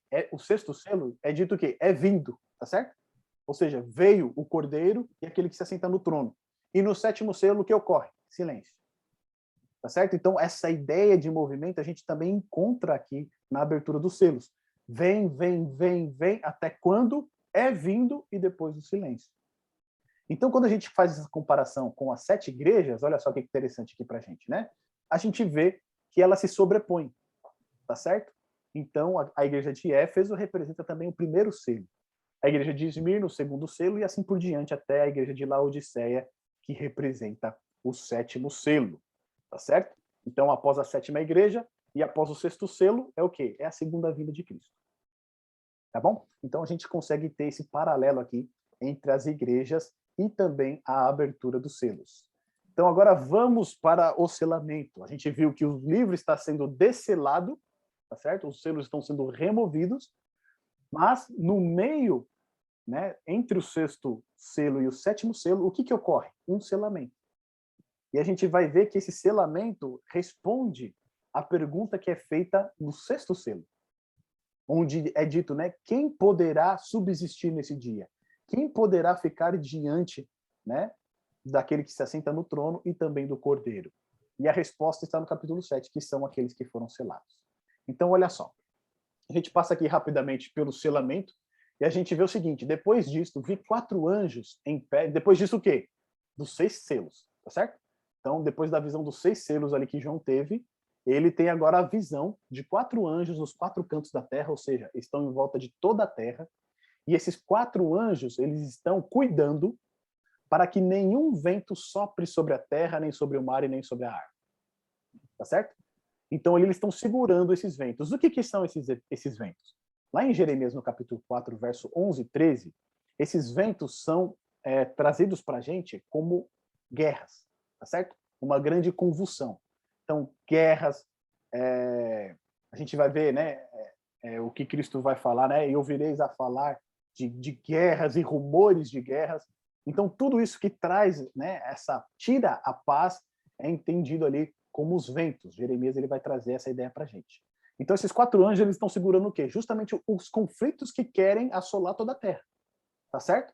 Então, o mundo ele está em ebulição, pronto para explodir, só que esses quatro anjos estão segurando, né, essas comoções sociais, essas revoltas, para que elas não ocorram ainda. Por quê? Lá no verso 2 diz que vem um anjo da nascente do sol, tá certo? E a nascente do sol sempre ela é representada como o lugar da onde Deus vem. Tá? Cristo vai falar isso a respeito da sua vinda, né? Assim como o relâmpago sai do oriente para o ocidente, assim também será a vinda do Filho do Homem. Então sempre o lado do oriente está associado ao lugar da onde Deus vem.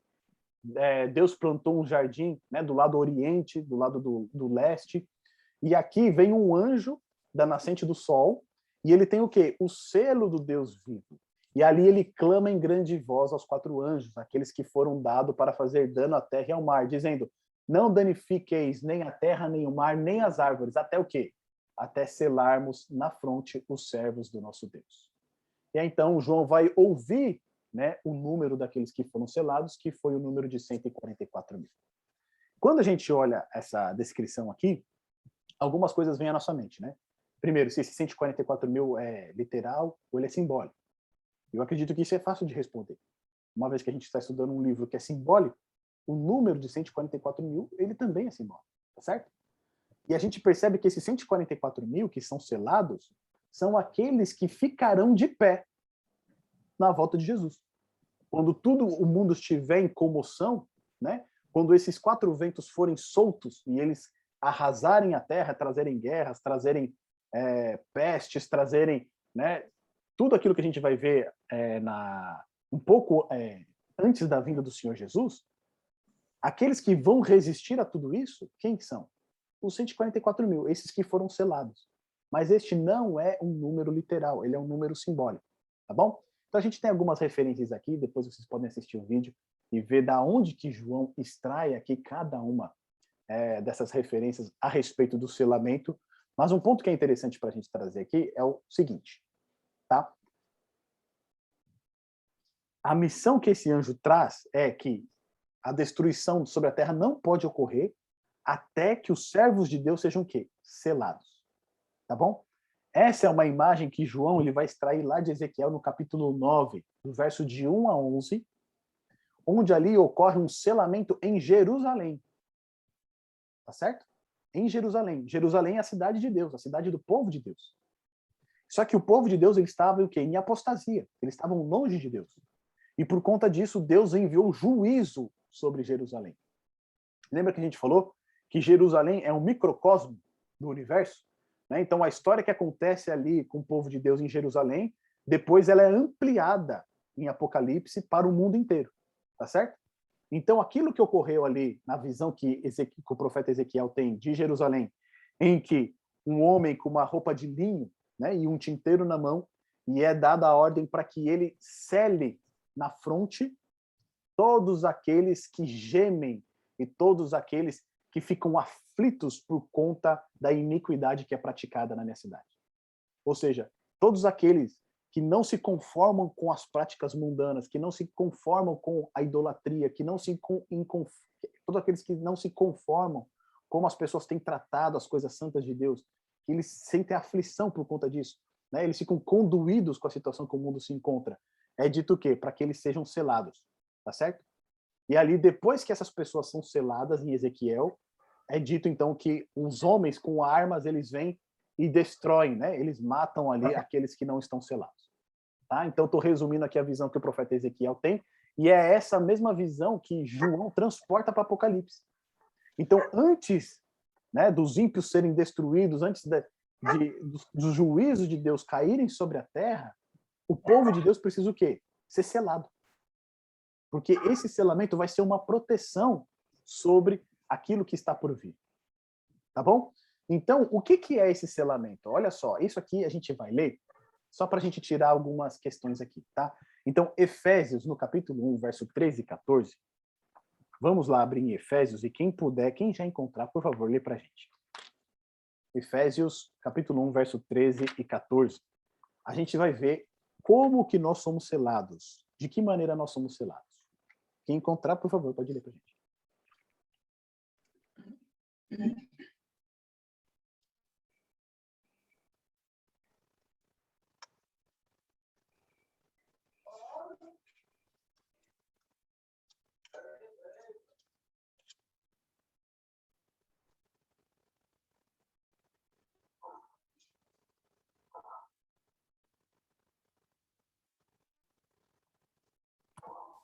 Alguém encontrou aí para a gente? Por favor, pode ler. Em quem também vós, depois que ouvistes a palavra da verdade, o evangelho da vossa salvação, tendo nele também crido, foste selado com o Santo Espírito da promessa, o qual é o penhor da nossa herança até o resgate da sua propriedade em louvor da sua glória. Amém, obrigado. Então, nós somos selados pelo quê, né? Ou por quem? Pelo Espírito Santo, tá certo? Nós somos selados pelo Espírito Santo. Quando a gente aceita Jesus como nosso Salvador e entregamos a nossa vida, nós somos selados pelo Espírito Santo. Então, a presença do Espírito Santo na nossa vida é o selo de Deus. Agora, olha que coisa interessante.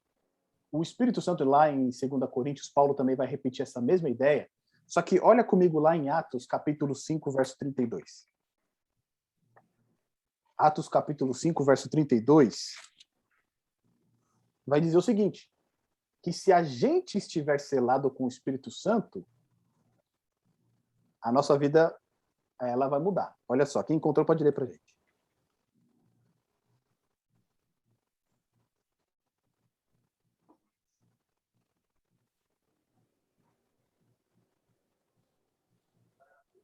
Alguém quer ler? Senão eu posso ler aqui pra gente.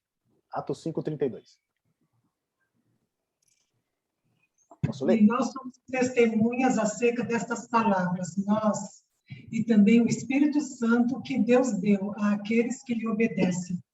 Então, olha só, nós somos selados com o Espírito Santo. O Espírito Santo é dado por Deus para quem? Para aqueles que lhe obedecem. Ou seja, para eu ser selado com o Espírito Santo na minha vida, para eu ter o Espírito Santo pleno na minha vida, eu preciso o quê? Obedecer a Deus. E isso envolve a obediência a tudo que Deus requer de nós, principalmente aos seus mandamentos. Tá certo? Se eu não obedeço aos mandamentos de Deus, eu não posso ser selado pelo Espírito Santo de Deus. Isso não significa que, vamos dizer assim, se eu não obedeço por falta de conhecimento, né? Então, existe aquela questão. Eu posso desobedecer porque eu não sei, ou eu posso desobedecer porque, mesmo sabendo, eu prefiro não obedecer. Tá certo? Então, nessa situação, eu não posso ser selado pelo Espírito Santo de Deus, porque eu estou em rebelião, eu estou em rebeldia, porque eu sei o que precisa ser feito e não faço. Então, o Espírito Santo é o selo de Deus na nossa vida. E ele também é concedido àqueles o quê? Que obedecem ao quê? A Deus. E isso envolve obedecer os seus mandamentos. E aí, quando a gente vai lá para o Antigo Testamento, a gente vai pegar o sinal de Deus, né? Qual que é o selo de Deus de aliança para com o seu povo? A gente vai ver, por exemplo, lá em Êxodo capítulo 31, dos versos 16 a 17, que o sábado é um selo, é um sinal da aliança de Deus com o seu povo. E é um selo o quê? Perpétuo. Tá certo? Lá em Ezequiel, no capítulo 20, nos versos 12 e 20, Deus vai falar, também vos dei os meus sábados como sinal entre mim e vós. Ou seja, o sinal entre o povo de Deus e ele é a obediência aos seus mandamentos. Principalmente a questão aqui do quarto mandamento, que é o sábado. Por quê? O quarto mandamento é aquele que representa quem Deus é, tá certo? Que vai falar que Deus é o Criador. Vai falar sobre o que Deus tem domínio, que é sobre toda a terra. E vai carregar o quê? O seu nome. Tá certo? O Senhor.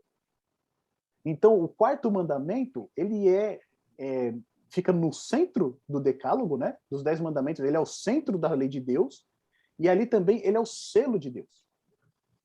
Porque ele traz essas 3 informações pra gente. O nome de Deus, o Senhor, o que Deus faz, né? A sua função, que é o quê? Criador, e a sua jurisdição, que é o quê? Toda a terra. Tá certo? Porque ele é o criador de toda a terra. Então, esse é o único mandamento que traz o nome de Deus, traz aquilo que ele é e traz também o seu governo, né? o seu domínio que é sobre toda a terra. Então, quando fala aqui a respeito do selamento que vai ocorrer antes que a destruição venha sobre o mundo, a gente percebe uma coisa, os 144.000, eles vão estar selados por Deus.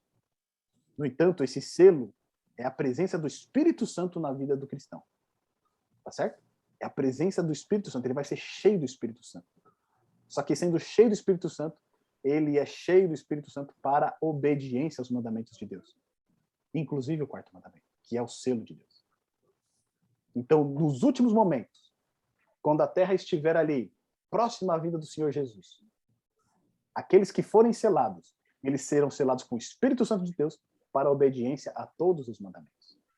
Depois a gente vai ver que no grande conflito, né, nos capítulos lá 12 a 14, o que vai estar em cerne ali é a adoração a Deus e a obediência aos seus mandamentos. E a gente vai ver que realmente aqueles que vão resistir até o final são aqueles que forem o quê? Selados por Deus. Então esses 144.000 não é um número literal, mas sim é um número simbólico, tá certo? E são aqueles que foram selados pelo Espírito Santo de Deus para a obediência a Deus, inclusive o quarto mandamento.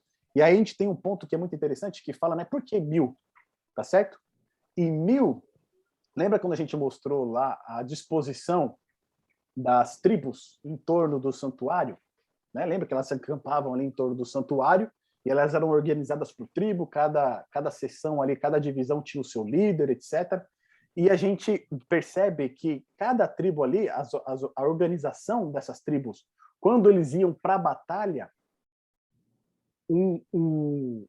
a unidade menor que você tinha ali, né, de exército de cada uma dessas tribos, eram 1000 homens, tá certo? Então, a unidade mínima do exército de cada uma dessas tribos era 1000, representada por 1000 homens. E quando a gente vê aqui o selamento ocorrendo, né, 1000 da tribo de Ruben, 1000 da tribo de José, 1000 da tribo e tal, representa o quê? Uma unidade militar. Ou seja, se a gente pega o contexto do sexto selo, o mundo está, né, prestes a enfrentar sua grande crise. Quem que pode estar diante de Deus nessa crise? Aqueles que foram selados. E aqueles que foram selados, eles vão estar organizados para a batalha. Eles vão estar prontos para a batalha. Tá certo? Então, o povo de Deus que resistir nos últimos dias, eles vão ser soldados do Senhor. Não vão lutar com armas, eles não vão lutar numa guerra. Mas eles vão lutar pela palavra de Deus. Mostrando o que é verdade, mostrando pela sua própria vida como deve ser o caráter do cristão. Tá bom? E aí, por último, a gente tem aquela grande multidão. E aí a gente lembra, né, que João fala daquele padrão. Ouvi e vi, tá certo? Então a gente vê lá que João, ele ouve o número dos que foram selados, que foram o quê? 144.000. Mas quando ele olha, depois dessas coisas, eu vi, e ele vê o quê? Uma grande multidão. Ou seja, lembra?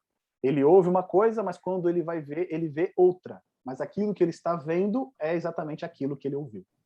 Então, os 144.000 são aqueles que estão organizados para a batalha. Eles estão, né, numa formação militar. Aqui, quando João fala a respeito da grande multidão, a batalha já passou. Tá certo? A batalha já terminou, porque João ele vê uma grande multidão que ele não pode enumerar, e olha só, eles são de todas as nações, tribos, povos e línguas, eles estão em pé diante do trono e diante do Cordeiro, vestidos do quê? Vestiduras brancas com palmas nas mãos. Lembra que a vestidura branca é dada a quem? Ao vencedor. Ou seja, os 144.000 lá já venceram, já passou a batalha. Agora eles estão aqui na presença de Deus. Tá certo? Então essa grande multidão é o mesmo número dos 144.000. Só que aqui, agora eles não estão mais em formação de batalha. Mas agora aqui, eles estão descansados. Né? Finalmente eles chegaram no descanso do seu Senhor e eles podem repousar. Por quê? Porque as primeiras coisas passaram. E quando a gente olha aqui esse final aqui do capítulo 7, a gente percebe que a linguagem do capítulo 4 e 5, ela volta aqui. Tá certo?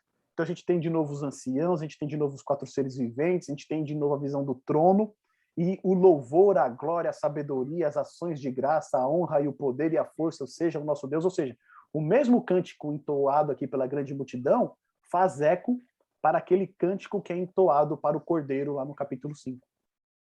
Tá certo? Então, é como se a gente voltasse agora naquela visão que João teve do capítulo 5, da entronização de Cristo, mas agora não é mais a entronização de Cristo.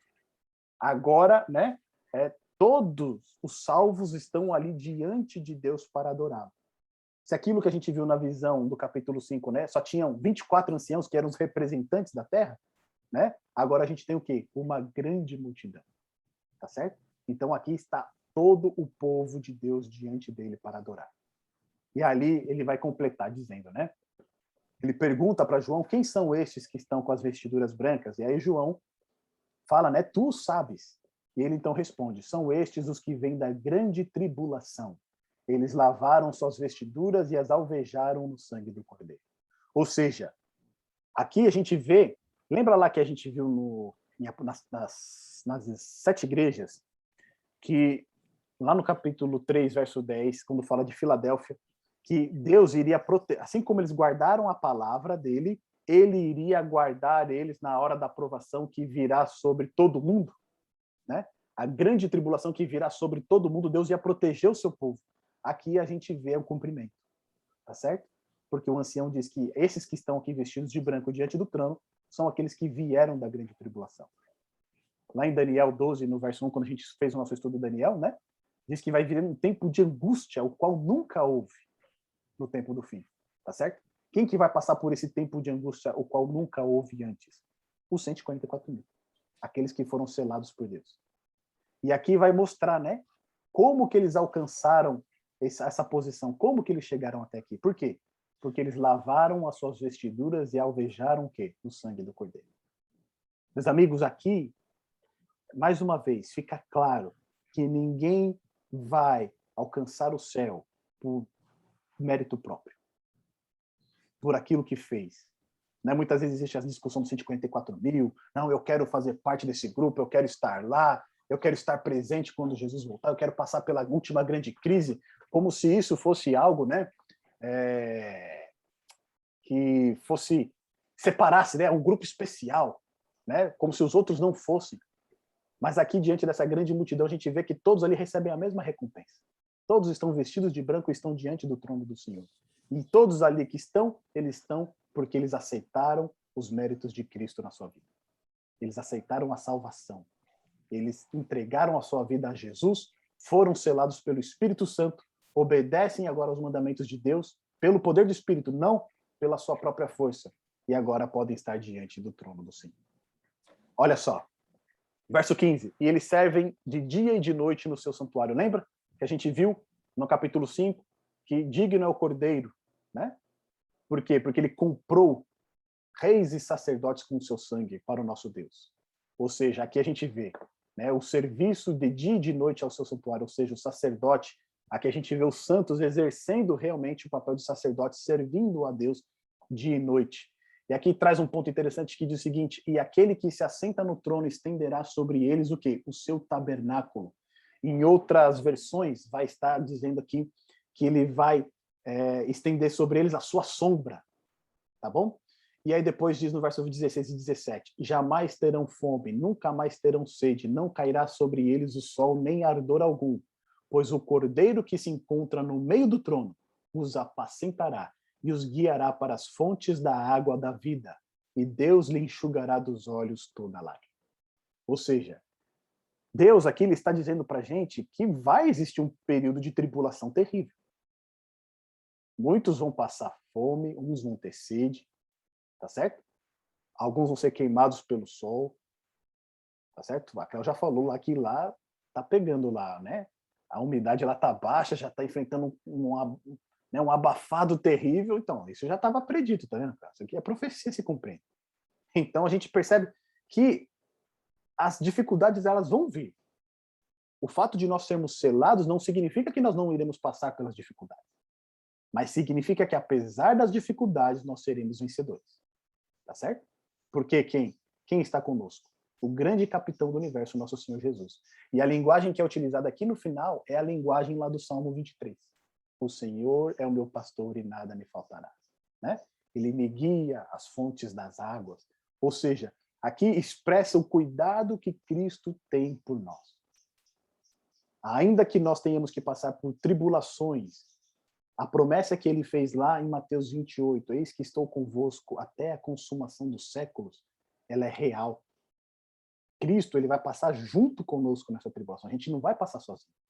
E é por isso que nós iremos ser vencedores. Porque nós iremos passar juntos com ele. Tá certo? Nós só seremos vencedores porque ele já venceu por nós. Então, meus amigos, o que a gente percebe aqui? Nós estamos caminhando para uma crise tremenda. Só que essa crise, ela só vai ser deflagrada quando todos os servos de Deus tiverem o quê? Selados. E ser selado, a gente viu aqui, eu sou selado pelo Espírito Santo para a obediência aos mandamentos de Deus, inclusive ao selo de Deus que é a salva. Muitas vezes, para que tudo venha terminar, está faltando uma decisão nossa. Não é? De falar assim, Senhor, eu estou do seu lado. Eu quero fazer parte dessa grande multidão. Eu quero ser selado pelo seu Santo Espírito. Porque a gente percebe que o mundo está, né, para ser ali virado de ponta cabeça, e o anjo fala, não, espera, até que todos os servos do nosso Senhor sejam selados. Ou seja, existem pessoas que ainda estão no vale da decisão, ainda estão titubeando, né? Não sei se esse é o momento, não sei se é agora. E aí Hebreus vai falar, se ouvir hoje o Espírito Santo falar ao seu coração, né? A decisão é hoje. Eu estou do lado do Senhor, eu quero entregar a minha vida ao Senhor, eu quero fazer um compromisso com Ele. Porque através do nosso selamento, familiares nossos podem ser selados também. pessoas que trabalham conosco também podem ser selados. E aí, finalmente, todo o povo de Deus será selado e o fim virá. E nós estaremos juntos do nosso Senhor por toda a eternidade. Portanto, meus amigos, se nós estamos ainda indecisos, tomemos uma decisão ao lado do nosso Senhor. Recebamos o selo dele na nossa vida, para que um dia nós estejamos juntos, todos reunidos, com uma grande multidão diante do trono de Deus. Amém?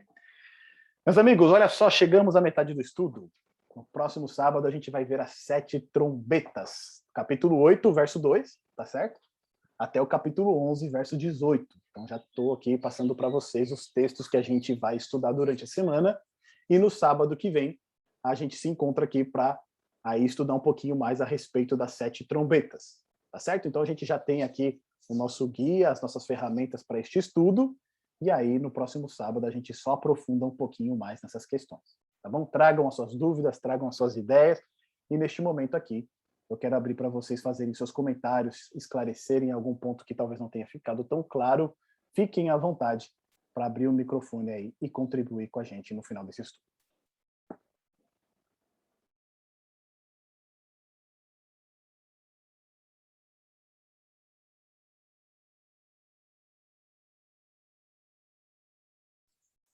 Tudo certo aí?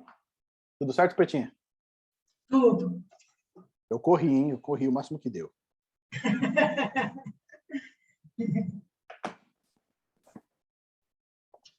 Você tem Alguma dúvida, né? Alguma dúvida? Alguma coisa que não ficou tão clara a respeito dos 7 selos, a respeito do selamento? Se vocês tiverem, por favor, fiquem à vontade. Tá bom? Certo? Olha que maravilha, hein? Isso que é bom, né? Todo mundo entendeu tudo, foi tudo certinho. Gente, deixa eu fazer um pedido de oração para vocês. O Pedrão, ele foi visitar um amigo aqui, e aí o pai dele está passando por alguns problemas, está se separando da mãe dele, e aí ele pediu que a gente orasse pelo pai dele, tá bom? Pai do Pedro. O nome dele é japonês, eu nunca lembro. E então vamos só fazer essa menção nas nossas orações a respeito do pai do Pedro, para que eles consigam passar por essa situação aí da melhor maneira possível. Tá bom? Se vocês tiverem mais algum pedido também, por favor, podem fazer ou colocar aqui no bate-papo para a gente encerrar com uma oração.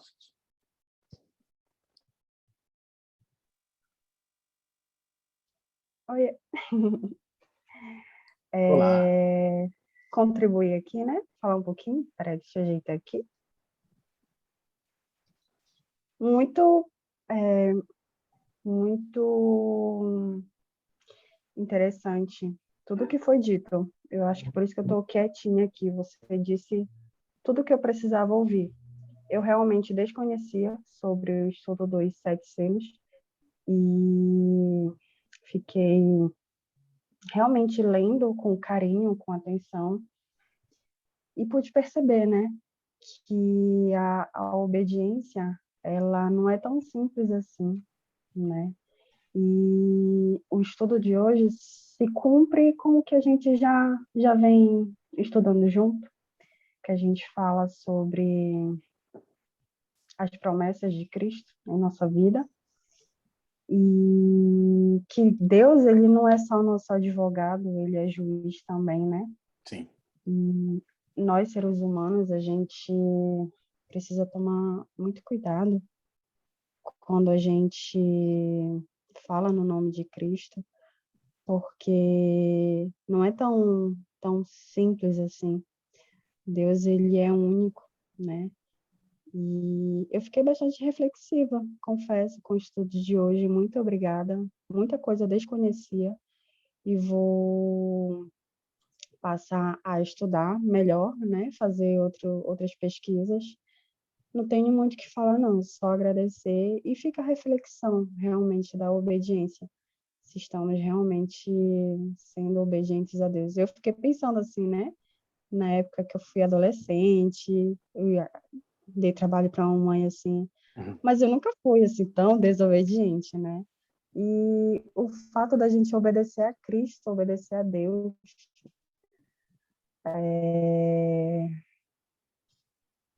e tentar se manter firmes, né? Porque o mundo de hoje ele é tão traiçoeiro, e como eu falei, eu não lembro quando foi, o nosso sentimento, o nosso pensamento humano, ele é traiçoeiro, e se a gente não souber lidar com isso, e também não levar tudo ao extremo, né, ao extremismo, para a gente não se sabotar. Mas só agradecer mesmo. Muito obrigada. Beijo para todo mundo. Damares, te amo. Feliz semana. E é isso. Até sábado que vem. Amém. Obrigado, Maria. É muita informação para processar, né? Muita informação para processar. Eu também, quando eu fico calada assim, pode saber que a minha cabeça está fervendo. E quando eu não tenho certeza do que eu vou falar, eu prefiro me abster de falar, né? Eu prefiro continuar pensando até formar uma opinião ou formar uma ideia, né? Mais próxima da minha realidade, da realidade que eu conheço, né? Mas é informação demais. O fato de ser informação demais, evidentemente, implica que eu não sabia de nada. E é isso que deixa a gente, assim, meio em pânico, né? Impactada, assim, de ouvir e esperar para ler de novo e rever sua aula para realmente se adequar ao que foi dito. Assim, né? É muita informação que você falou. E assim, eu tô com pressão aqui com o relógio, entendeu? Você vê que nesse período é muita informação realmente, e a gente corre aqui para poder passar o máximo que a gente pode, de acordo com o que a palavra ensina, né? Porque a gente vai falar do selamento, não tem como a gente falar do selamento se a gente não falar do Espírito Santo, né? Se a gente não falar da obediência a Deus e não falar a respeito também do sábado, né? Porque se a gente colocar hoje em pauta isso, o único mandamento que algumas pessoas torcem o nariz com relação à obediência é o sábado, né? Os demais, ninguém vai falar nada com relação a eles. Mas aí no sábado você tem sempre um problema. Então, é necessário, às vezes, a gente complementar com essas informações, né? Que teria que ser um estudo sobre o sábado, um estudo sobre o sinal de Deus, mas a gente precisa agregar para a gente poder ter uma ideia melhor do que significa esse selamento, né? E de outros assuntos que a gente trata aqui a respeito dos selos. Mas o que realmente eu sugiro, né, é que voltemos para a Bíblia agora com essas outras informações, né, que a gente tem em espírito de oração, para que Deus ali faça a obra no nosso coração, naquilo que é na nossa vida que a gente ainda precisa colocar diante de Deus, né, que esse é o papel principal, né? Às vezes aqui no nosso estudo a gente, né, lança uma luzinha com relação a um assunto muito maior, mas aí quando a gente vai para a palavra de Deus ali buscar, né, realmente aquilo que ele tem para nós, aí isso é ampliado, né? Ele é de uma maneira, Deus ele fala de uma maneira com a gente muito forte, tá bom? Mas eu agradeço aí a contribuição de vocês aí para este estudo, tá bom? E tem uma coisa para falar, Pretinha? Você quer complementar alguma coisa? Que muito interessante é aquela urgência, né? O sentimento de vai tomando conta da gente, quando a gente vai se abrindo, né, para a palavra de Deus e para a palavra profética, principalmente, né? Então, você demonstrou isso bem nas 7 igrejas, né, que a proximidade, né, dos acontecimentos, a ordem cronológica e o apelo de Deus cada vez mais assim, o nosso coração mais íntimo, mais forte mesmo. E isso, quando você falou também aqui dos 7 selos, né, esse vem, até quando? E está às portas, né, chegou o grande dia do Senhor e a gente não sabe avaliar, né, como está a nossa vida. Então, isso realmente causa, né, essa reflexão, né, e essa vontade de Senhor, muda, né, transforma o que precisa e me mostra onde que eu posso crescer e onde eu tenho que focar, né, a minha vida, o que é mais importante. É perfeito isso, né? Porque assim, a gente vê o que falta.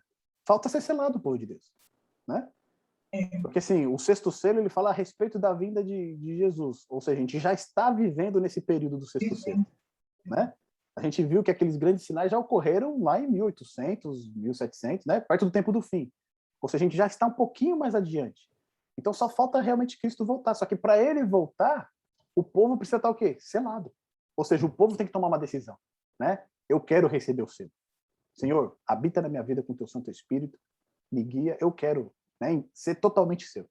Falta essa decisão aí para nós, né? Para nós, para as pessoas que a gente conhece, para os nossos familiares. É algo realmente que, assim, vamos dizer assim, né? Cristo, que nem você colocou, né? Ele está fortemente apelando para nós tomar essa decisão, né? E receber esse selo. Ele está fortemente apelando para que a gente esteja preparado para esse dia, porque vai chegar um momento que ele não vai conseguir mais, né, reter os ventos que estão para soprar. E ele vai ter que falar assim, gente, eu vou ter que soltar, né? Justamente em resposta àquelas almas que a gente viu debaixo do altar, né? Até quando, Senhor? Até quando? Ou seja, precisa ter uma definição, né? E ele espera que essa definição seja o mais rápido possível, mas vai chegar um momento que ele não vai segurar mais, né? E toda a decisão vai ter sido tomada. Mas aí a nossa oração e o meu desejo é que a nossa decisão seja ao lado do nosso Senhor Jesus sempre, tá bom? Meus amigos, Pertinha, você faz a oração para a gente, então, para a gente encerrar, por favor? Vamos orar. Querido Deus, nosso Pai, te agradecemos, Senhor, pelo estudo desta tarde. Te agradecemos porque vemos a cada selo aberto, a cada circunstâncias históricas, ao desenvolvimento da história da tua igreja. Nós vemos o Senhor nos dando oportunidade, tempo de graça e apelando à nossa mente, aos nossos corações, para que façamos a nossa decisão, tomemos a nossa decisão, que possamos estar ao teu lado, Senhor, que nós possamos fazer a melhor escolha e que essa escolha transforme a nossa vida, o nosso caráter, e que pessoas possam ser influenciadas, Senhor, pelo nosso testemunho e que possamos realmente estar preparados para um grande encontro com o Senhor, porque sabemos que estás às portas. Abençoa a nossa semana, Senhor, abençoa a família do Pedro, abençoe dele sabedoria, compreensão, direção nesse momento. Também temos outros amigos que carecem da tua mão curadora, da tua mão protetora. Abençoa, Senhor, os nossos amigos, as nossas famílias e aqueles que estão buscando saciar a sua fome e sede da tua palavra. Amém. Essas bênçãos nós te pedimos em nome de Jesus. Amém. Amém. Meus amigos, semana que vem, então, a gente vai entrar nas 7 trombetas, a gente já sabe, né? São eventos paralelos aí. Só que dessa vez, a gente vai ver que os 7 selos é referente ao povo de Deus. Agora, as 7 trombetas é referente àqueles que não fazem parte do povo de Deus, tá bom? Aqueles que rejeitaram a mensagem do Evangelho. Então, já fica aí um vislumbre aí do que vocês vão encontrar aí nas 7 trombetas. Meus amigos, uma boa semana para vocês. Deus abençoe a todos, tá bom? E a gente se encontra sábado que vem. Tchau, tchau. Tchau.